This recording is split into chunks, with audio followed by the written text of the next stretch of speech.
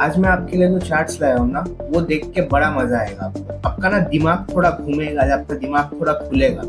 और इतना मैं बोल सकता हूँ कि अगर मार्केट ने सपोर्ट किया, निफ्टी ऊपर गया, तो ये चार्ट्स ऊपर जाएंगे। इतना मैं बता सकता हूँ, बट कैसे जाएंगे वो देखने में मजा आएगा। सबसे पहले देखते हैं हम जीएमआर एयरपोर्ट। अब जीएमआर एयरपोर्ट पे देखो, ऊपर से देख के बर्ड्स बर्ड्स आई व्यू से देख के क्या समझ रहा है। पहले हम एक बड़ा एनालिसिस करेंगे ट्रेंड का, फिर सब एनालिसिस, और फिर उसके नीचे जाएंगे। तो बड़े उसमें देखो आपको क्या दिख रहा है। एक क्लियर विजिबल है कि एक ऐसा इतना बड़ा राउंडिंग बॉटम टाइप्स बन रहा है। उससे भी पहले क्या विजिबल है कि एक ऑल टाइम हाई लेवल है ये जो लेवल है, ये इसका ऑल टाइम हाई का प्राइस है। ठीक है। इसके नीचे हमारे पास इमीडिएट रेजिस्टेंस था इस लेवल पे, जिसको मार्केट ने करेंटली ब्रेकआउट दिया है और एक रिट्रेसमेंट टाइप ले रहा है। ठीक है, ब्रेकआउट देने के बाद कुछ महीने ये इस प्राइस के ऊपर था। ठीक है। इसके बाद अगर आप और थोड़ा नीचे आओगे ना, तो आपको नेक्स्ट रेजिस्टेंस लेवल दिख रहा होगा इधर, और उसका नेक्स्ट रेजिस्टेंस लेवल होगा इधर। राइट। अब देखो, अब हम बड़े से छोटे के तरफ आते हैं। अब अगर आप यहाँ पे नोटिस करो, दिस इज ईयर 2008, 2008 से लेके ये 2009 तक, एक साल में इसने ये राउंडिंग बॉटम बनाया था। राइट। जिसको अल्टीमेटली ये ब्रेकआउट यहाँ पे नहीं दे पाया, फेल हो गया ब्रेकआउट, और प्राइस फिर नीचे आ गया। अब नीचे आने के बाद हुआ क्या, 2009 से लेके 2014 तक ये देखो एक कंटिन्यूअस एक डाउन ट्रेंड में था। 14 में इसने रिवर्सल का कोशिश दिया था, यहाँ पे भी एक राउंडिंग बॉटम है। ये देखो,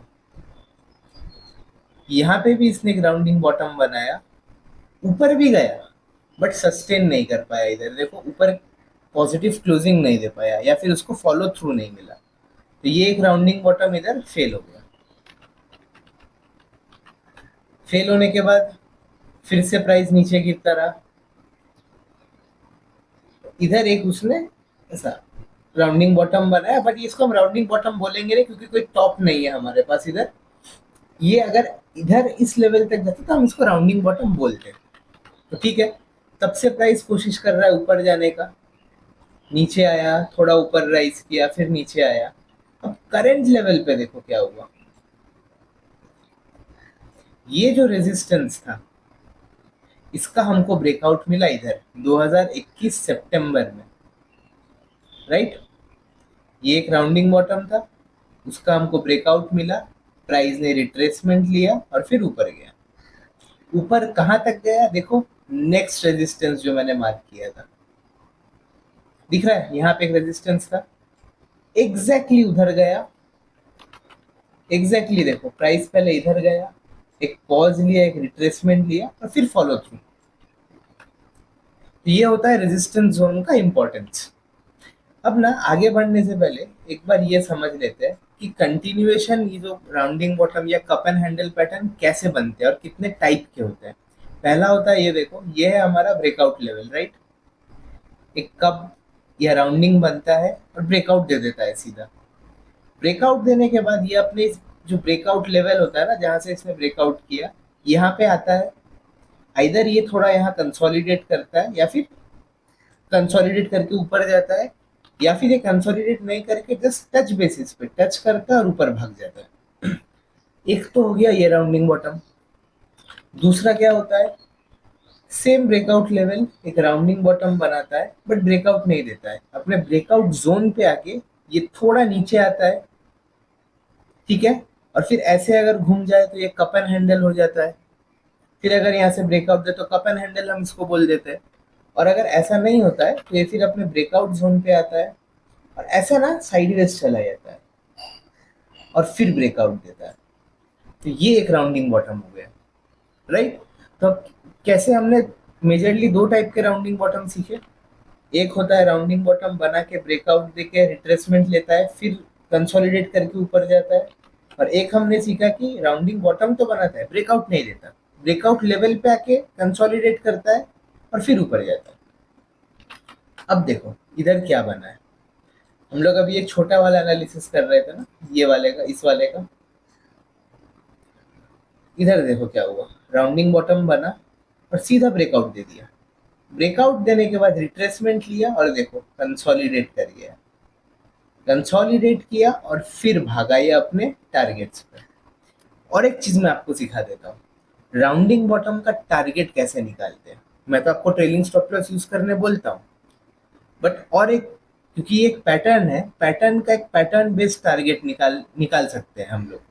हम ये प्राइस रेंज लेंगे, ये जो लोअर लेवल है ना, यहाँ से ये जो ब्रेकआउट जोन है, ब्रेकआउट जोन तक एक प्राइस रेंज लेंगे, इसी चीज को कॉपी करके ब्रेकआउट जोन के ऊपर रख देंगे। तो हमारा एक्सपेक्टेड टारगेट था ये, और हमको एग्जैक्टली वो मिला, और प्राइस थोड़ा ऊपर भी गया, 5 रुपए 6 रुपए ऊपर भी गया था। ठीक है, तो प्राइस ने ब्रेकआउट दिया, कंसोलिडेट किया, नीचे आया, कंसोलिडेट किया, फिर एक फ्रेश ब्रेकआउट दिया, वेल एंड गुड। अब हम समझते हैं इसके बाद क्या हुआ। इसके बाद देखो क्या हुआ, प्राइस यहाँ तक आया और फिर ये नीचे आया, फिर भागा ना। अब ये वाला लेवल पे देखो आप, ये भी तो एक राउंडिंग बॉटम बना है इतना बड़ा।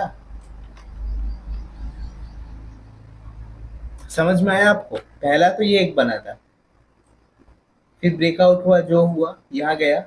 अब जब प्राइस यहाँ पे आके रुका होगा 2023 में, तब अगर हम एनालाइज कर रहे थे तो ये भी एक राउंडिंग बॉटम था, ये और एक राउंडिंग बॉटम बना है। और इस बार इसने, जो मैंने आपको पिछले बार बोला, एक नीचे रिट्रेसमेंट दिया और फिर भाग गया। मतलब इसने कप एंड हैंडल इधर बना दिया था। अभी हम मंथली टाइम फ्रेम पे देख रहे हैं, बल्कि इतना एविडेंट नहीं है ये हैंडल पार्ट। अगर आप वीकली पे या डेली पे जाओगे तो आपको क्लियर कप एंड हैंडल दिखेगा। तो इस बार इसने कप एंड हैंडल बनाया और ब्रेकआउट दे दिया। अच्छा, कप एंड हैंडल का टारगेट कहाँ से निकालते हैं? सेम जैसे हम राउंडिंग बॉटम का निकालते हैं, प्राइस रेंज लेंगे, लोअर लेवल से ब्रेकआउट लेवल तक आएंगे और इसी चीज को हम ऊपर डाल देंगे। तो अगर मैं इस टारगेट के बेसिस पे चलूं तो मेरा टारगेट आ रहा है अराउंड 120, मतलब जो ऑल टाइम हाई के आसपास का प्राइस था। ठीक है, लेट्स मार्क दैट। देखना बड़ा इंटरेस्टिंग है। तो ये जो रेड डॉटेड लाइन है ना, ये हमारा इस कप एंड हैंडल के पैटर्न के हिसाब से हमारा टारगेट आता है। ठीक है, अब कप एंड हैंडल पैटर्न बनाने के बाद क्या हुआ, कप एंड हैंडल इसने इधर बनाया, राइट, बनाया, ब्रेकआउट दिया। अब फिर इसका नेक्स्ट इमीडिएट रेजिस्टेंस मैंने यहाँ मार्क किया था, देखो कप एंड हैंडल बना कि उस रेजिस्टेंस पे गया, यहाँ पे थोड़ी कुछ टाइम रुका ये, और फिर इसने एक ब्रेकआउट दिया। बट ब्रेकआउट देने के बाद अब ये नीचे आ रहा है। अगर आप एक होल बिग लेवल पे एक चीज देखोगे ना, तो क्या बन रहा है यहाँ पे, यहाँ से ग्राउंडिंग बॉटम शुरू हुआ, गया ऊपर तक, अब ये नीचे आ रहा है। अपने देखो प्रीवियस रेजिस्टेंस पे आया है वो, ये रेजिस्टेंस का ब्रेकआउट देने के बाद अब ये देखो रिट्रेस करके अपने प्रीवियस रेजिस्टेंस पे आया है। तो अपना प्रीवियस रेजिस्टेंस पे आया, देखो अब आपको शार्प रिवर्सल देखने मिल रहा है, अब प्राइस ऊपर जा रहा है। अब जैसे ही प्राइस जिस मोमेंट पे यहाँ से इसको क्रॉस कर देगा, तब हमारे पास हमको क्या मिल जाएगा, एक successful cup and handle pattern का फॉर्मेशन दिख जाएगा। ठीक है, तो हमने आज 3 देखे पैटर्न, 3 पैटर्न घुसे हुए थे एक के अंदर, एक ये, फिर एक ये, और तीसरा ये। अब भाई ट्रेड कैसे करेंगे? Well and good. देखो, ये जो रेड लाइन हमने कौन से पैटर्न के हिसाब से निकाला था, इस वाले पैटर्न के हिसाब से, राइट। यहां से लेके हमने रेंज कैलकुलेट किया, ऊपर डाला। बट अब तो ये पैटर्न भी सक्सेसफुल हो चुका है। ब्रेकआउट तो हमको मिला था, सस्टेन तो किया था प्राइस कुछ टाइम ऊपर, और फिर नीचे आया है। अब जब ये फ्रेश निकल जाएगा ना प्राइस इधर की, इसके ऊपर, तब हम टारगेट कैसे कैलकुलेट करेंगे? तब हम यूज करेंगे ये बड़ा वाला पैटर्न, जो सबसे बड़ा पैटर्न है। अब हम सबसे बड़े पैटर्न के हिसाब से भी देख लेते हैं कि हमारा टारगेट क्या आता है। लिया, ब्रेकआउट के ऊपर रखा, अब हमारा टारगेट बन रहा है इस लेवल्स का। ठीक है, इन लेवल्स का टारगेट बना। अब इन सारे जितने भी हमने rounding bottom cup and handle देखे, इनके अलावा ना यहाँ और एक पैटर्न है, पता है कौन सा? अगर ये प्रिडिक्शन टाइप्स है, अगर कल को मार्केट इन लेवल्स के ऊपर निकल जाता है, इसका ऑल टाइम हाई के ऊपर निकल जाता है, तो भी एक देखो एक पैटर्न बन रहा है। क्या बन रहा है वो? यहाँ से यहाँ एक राउंडिंग बॉटम नहीं बन रहा है ये ऑल टाइम हाई तक का? अगर निकलता प्राइस तो ऑल टाइम हाई से, ये भी तो एक राउंडिंग बॉटम तब बनता। इसका भी एक अब हम टारगेट कैलकुलेशन निकालते हैं कि अगर इसका ब्रेकआउट आया तो कितना टारगेट हमें मिल सकता है। इसको हम ब्रेकआउट पॉइंट के ऊपर रख देंगे, ठीक है? इसको भी मार्क कर लेते हैं। अब आते हैं मुद्दे की बात पे कि भाई ट्रेड कैसे करेंगे। मैं थोड़ा ये हौच पौच निकाल देता हूँ आपके लिए। टारगेट्स मार्क था तो मैं नीचे के ये जोन्स क्लियर कर देता हूँ ताकि समझने में इजी हो। अब बेटा देखो बहुत सिंपल है। अभी ना हम आ जाते हैं वीकली टाइम फ्रेम पे। वीकली टाइम फ्रेम पे देखो आपको यहाँ क्या दिख रहा है। आप आए इधर, देखो क्या हुआ। सबसे पहले तो ईएमएज लगाते हैं। देखो वीकली टाइम फ्रेम पे 200 ईएमए के बहुत ऊपर है और 50 ईएमए से एक रिजेक्शन ले रहा है, बट ये निकल जाएगा इसके ऊपर अगर निफ्टी ने सपोर्ट किया तो। और डेली टाइम फ्रेम पे देखो 50 के भी ऊपर है और 200 से ये एक रिजेक्शन ले रहा है। स्क्यू हो गया है ये बीच में 50 और 200 के बीच में।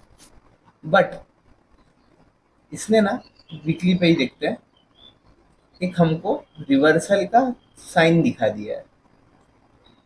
अगर हम एक ट्रेंड लाइन खींचे इन लेवल से तो देखो क्लियरली हमको एक ब्रेकआउट दिख गया है। यहाँ पे प्राइस नीचे आ रहा था, नीचे आया, लोअर लो फॉर्मेशन था प्राइस का। इस बार इसने ब्रेकआउट दिया और एग्जैक्टली रेड कैंडल है, मतलब ट्रेंड लाइन पे रिट्रेसमेंट लिया और एक फ्रेश ब्रेकआउट दिया। बना कि नहीं यही पैटर्न?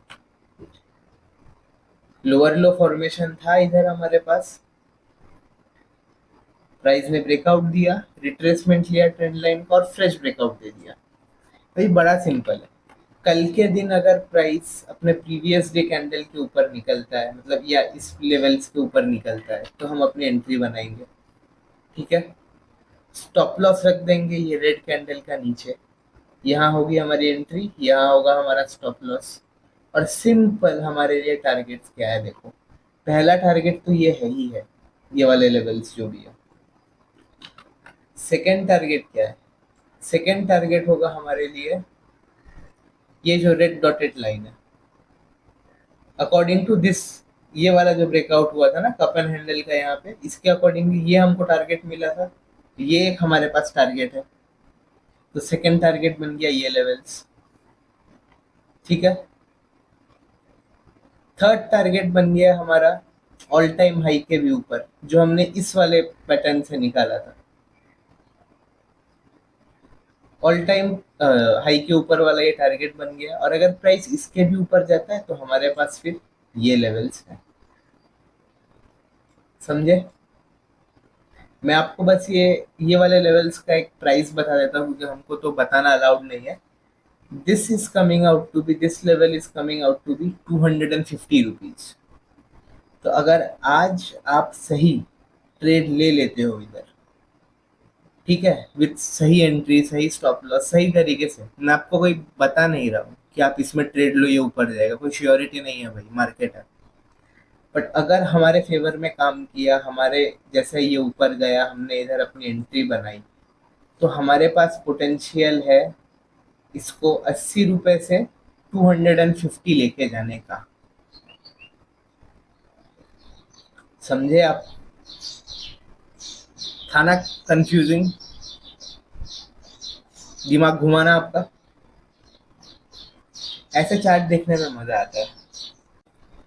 और अगर किसी को शॉर्ट टर्म के लिए स्विंग ट्रेड करना है तो उसके लिए मैं बता देता हूँ, डेली टाइम फ्रेम पे उसका आंसर है हमारे पास कि स्विंग ट्रेड कैसे करेंगे। वो तो एक स्विंग ट्रेड मैंने बताया कि 250 तक जा सकता है, बट उसमें टाइम लगेगा, 1 साल का हराइजन पकड़ के चलो। इसमें देखते हैं, डेली टाइम फ्रेम पे आ गए हम, सिंपल एनालिसिस है। सेम यहाँ पे वो ट्रेंड लाइन था हमारा जो हमने वीकली पे मार्क किया था, ट्रेंड लाइन का हमें ब्रेकआउट मिला।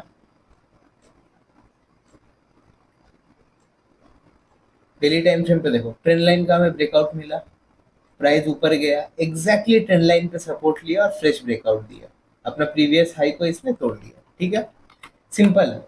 कल के दिन अगर प्राइस अपने इन लेवल्स के ऊपर जाता है, इन लेवल्स के ऊपर अगर प्राइस जाता है तो हम अपनी एंट्री बनाएंगे, सिंपल। यहाँ हम लॉन्ग पोजीशन लेंगे, अपना स्टॉप लॉस इस ये जो रिट्रेसमेंट था इसके थोड़ा नीचे रख देंगे, थोड़ा सा नीचे रिट्रेसमेंट के रख देंगे। और अभी मैं आपके लिए टारगेट्स मार्क कर देता हूँ, कहाँ कहाँ रेजिस्टेंस फेस हो सकता है, जहाँ जहाँ रेजिस्टेंस फेस होगा वही हमारे टारगेट्स होंगे, स्विंग स्विंग हाई जिसको हम बोलते हैं। सबसे पहला टारगेट मुझे दिख रहा है ये लेवल्स, इसके ऊपर अगर निकलेगा तो हमारे पास फिर ये लेवल्स के टारगेट है, फिर ये एक लेवल है अपने पास, और फिर ये वाला लेवल है।